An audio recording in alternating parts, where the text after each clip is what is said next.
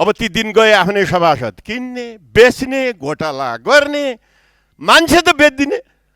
जग्गै बेच्दिने बालुटारभित्रको अरू त कुरै छोड्दिने मान्छे बेच्दिने पनि यो पनि कहीँ हुन्छ यस्तो पनि बाँकी केही राख्यो भ्रष्टाचारै भ्रष्ट काण्डै काण्डले भरिएका नेताजीहरूको यो पवित्र संसद भवनमा नाम नलिने होला मैले धेरै खोल्नु नपरोस् को नेता हो काण्डै काण्डले भरिएको यहाँ प्रश्न बनाइदिन आग्रह गर्दछु अब कुन चाहिँ नेताले कहिले के भ्रष्टाचार गरेको हो त्यो कुरा तपाईँहरूको सरकार छ खोलेर दोषी उप कारबाही गर्नु माननीयजी बस्नु हजुरको म समय दिएको हो बस्नु बस्नु बस्नु तपाईहरु अब नयाँ मान्य हुनु भएको छ ढ्याङ ढ्याङ गर्ने बिहानैदेखि विरोध गर्ने 20-25 मिनट बोल्ने अनि हामीलाई चाहिँ शिक्षा सिकाउने काम नगर्दिनु होला हामीले नि बुझेका छौँ हामी किन दोषी छौँ र हामी त भक्कर आएका छौँ प्योर मान्ने हो हामी पढे लेखेका बुझेका मान्ने हो 8-9 क्लास पढेका होइनौँ धेरै लेसन दिनु पर्दैन 20 मिनट 25 मिनट भाषण अबदेखि सभा हुँदै म सुन्नेवाला छैन है धेरै अति भइसक्यो दिनदिनै लिमिटेसन त दिनुहोस् अति भयो अति हो त एउटा हद हुन्छ लिमिटेसन टाइम हुनु पर्यो ए ढ्याङ ढ्याङ के ढ्याङ ढ्याङ चलाएको छ कुरा सुनेछु त्यही कुरो रिपिट छ दोषी हामी के हो त दोषी छौँ हामी भन्नुहोस् के को दोषी छ हामी तपाईहरु पनि कति पढी लेखेर आउनु भएको छ त्यो पनि हिसाब किताब इतिहासले देखाउने छ तपाईँले मानेर के हुन्छ नमानेर के हुन्छ है हाम्रो बोल्न पाउने अधिकार हो हामी बोल्छौँ तपाईँ पनि तपाईँको चाहिँ सार्वभौम जनताले चुनेको मान्छे हामी पनि सार्वभौम जनताले चुनेको मान्छे बोलौँ न यहाँ मूल्याङ्कन गरिरहेको छ जनताले कसले के बोल्दैछ बोलेको कुरा पुरा छ कि छैन भन्ने कुरा यस्ता खालको अभिव्यक्ति आउँदा दिनमा नहोस् र उहाँले दिनुभएको त्यो खालको धम्कीपूर्ण अभिव्यक्तिलाई चाहिँ रेकर्डबाट हटाउनुपर्छ भन्ने अनुरोध गर्न चाहन्छु आज म प्रतिपक्षका सांसदजीहरूलाई एउटा पुरानो याद दिलाउन जान्छु विगतमा भएका भ्रष्टाचारहरू विगतमा भएका विकृतिहरू नबिर्सेर साथीहरू अँगालो हाल्नुहोस् भनेर मैले सुरुमै भनेको थिएँ तर उहाँ आफ्नो नेताको बहादुरी गरेर हिँड्नु भएको छ र त्यो बहादुरी कृपया अबदेखि नगर्नुहोला भ्रष्टाचारै भ्रष्ट काण्डै काण्डले भरिएका नेताजीहरूको यो पवित्र संसद भवनमा नाम नलिने होला मैले धेरै खोल्नु नपरोस् र सभामुख महोदय अब हामीले सत्ता पक्षका भए पनि हामीले ग्यासको अभाव पूर्ति गर्नै पर्छ र सम्मानीय बालेन प्रधानमन्त्री हाउसमा आउनै पर्छ र उहाँबाट मागेको जवाफ दिनै पर्छ सिमानाका कुरामा गर्नुहुन्छ भने बारम्बार तपाईहरू लिम्पिया धुरा लिपुलेकका कुरा गर्नुहुन्छ यो कसको पालामा गएका हुन् महोदय भन्नुहोस् त तपाईहरू कसले दिएको त्यहाँ मोटर बाटो चल्न दिएको भारतले अधिकरण कसको पालामा गरेको कसलाई दोष दिँदै हुनुहुन्छ र यो क्रस उसले गर्दाखेरि नदी किनारमा चाहिँ धेरैहरू जग्गाहरूको भूभाग केही इन्डियाको यता आएको केही इन्डियाको उता गएको र नेपालको पनि उता र यता भएको अवस्था हो यसलाई ठुलो इस्यु बनाएर अहिलेसम्म इस्युमै हुनुहुन्छ यसलाई राम्ररी बुझ्ने अध्ययन गर्ने प्रयास गर्नुहोला नापी विभागमा जानुहोला अब यो काण्डका बारेमा धेरै खोल्नुभन्दा पनि आफ्नै सभासद किन्ने बेच्ने अरबौँको घोटाला गर्ने पब्लिकलाई किन्ने यी दिनहरू अब बिर्सिनु होला तपाईहरुको अब नयाँ मान्य हुनु भएको छ ढ्याङ ढ्याङ गर्ने बिहानैदेखि विरोध गर्ने 20-25 मिनट बोल्ने अनि हामीलाई चाहिँ शिक्षा सिकाउने काम नगर्दिनु होला हामीले नि बुझेका छौँ हामी किन दोषी छौँ र हामी त भक्कर आएका छौँ प्योर मान्ने हो हामी पढे लेखेका बुझेका मान्ने हो 8-9 क्लास पढेका होइनौँ धेरै लेसन दिनु पर्दैन 20 मिनट 25 मिनट भाषण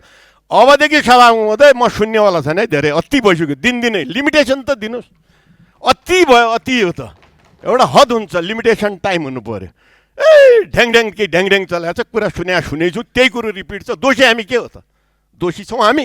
भन्नुहोस् के को दोषी छ हामी कुन कुरामा प्रतिस्पर्धा गर्नुहुन्छ हामी तयार छौँ र हामी हाम्रै सत्ता पक्षका प्रधानमन्त्री पार्टी सभापतिज्यूलाई के भन्नुपर्छ हामी तयार छौँ तर देश बनाउनु पर्छ है साथी अब ती दिन गए आफ्नै सभासद किन्ने बेच्ने घोटाला गर्ने मान्छे त बेच्दिने जग्गै बेच्दिने बालुटारभित्रको अरू त कुरै छोड्दिने मान्छे बेच्दिने पनि यो पनि कहीँ हुन्छ यस्तो पनि बाँकी केही राख्यो भने यस्ता खालका गतिविधिको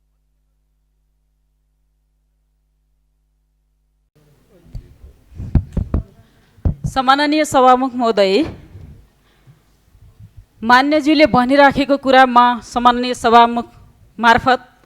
के आग्रह गर्दछु भने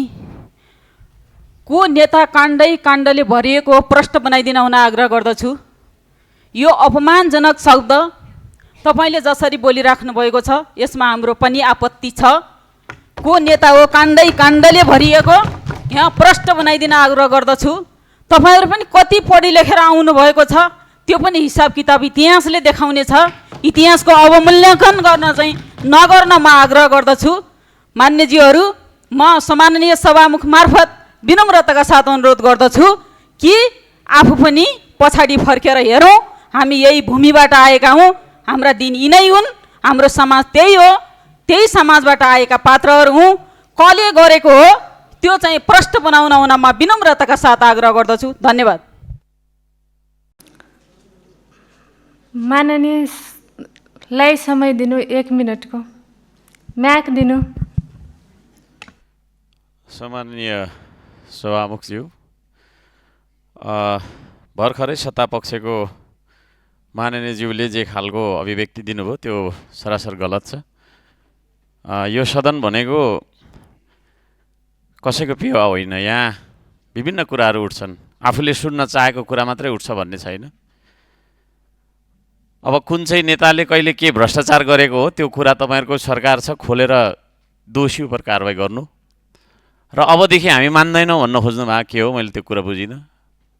तपाईँले मानेर के हुन्छ, नमानेर के हुन्छ है। हाम्रो बोल्न पाउने अधिकार हो, हामी बोल्छौँ। तपाईँ पनि तपाईँको चाहिँ सार्वभौम जनताले चुनेको मान्छे, हामी पनि सार्वभौम जनताले चुनेको मान्छे। बोलौँ न, यहाँ मूल्याङ्कन गरिरहेको छ जनताले, कसले के बोल्दैछ, बोलेको कुरा पुरा छ कि छैन भन्ने कुरा। यस्ता खालको अभिव्यक्ति आउँदा दिनमा नहोस् र उहाँले दिनुभएको त्यो खालको धम्कीपूर्ण अभिव्यक्तिलाई चाहिँ रेकर्डबाट हटाउनुपर्छ भन्ने अनुरोध गर्न चाहन्छु। धन्यवाद। स्मृति सेन्चुरी 1 मिनटभित्र कुरा राख्नु।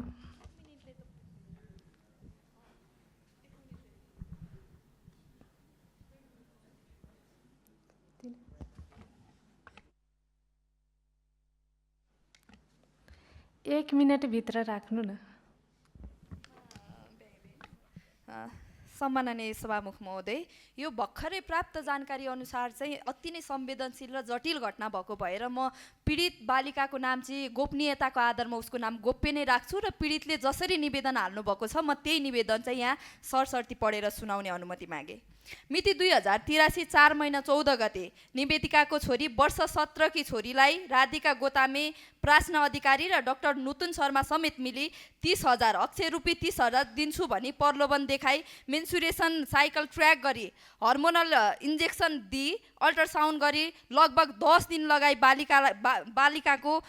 डिम्बा निष्कासन गरी म निवेदिकाको छोरी बेहोस, अचेत हुने, हिँडडुल गर्न नसक्ने, पेट दुख्ने, भमिट हुने, कम्मर दुख्ने, रिङ्गाटो लाग्ने जस्ता समस्या देखा परेपछि के भएको रहेछ भनी नजिकैको फार्मेसीमा गई चेक जाँच गर्दा तुरुन्त अस्पताल लैजानुस् भनी सुझाव दिएको र तत्काल टिचिङ अस्पतालमा लगी डाक्टरले तपाईको बच्चाको अन्डा निकाले।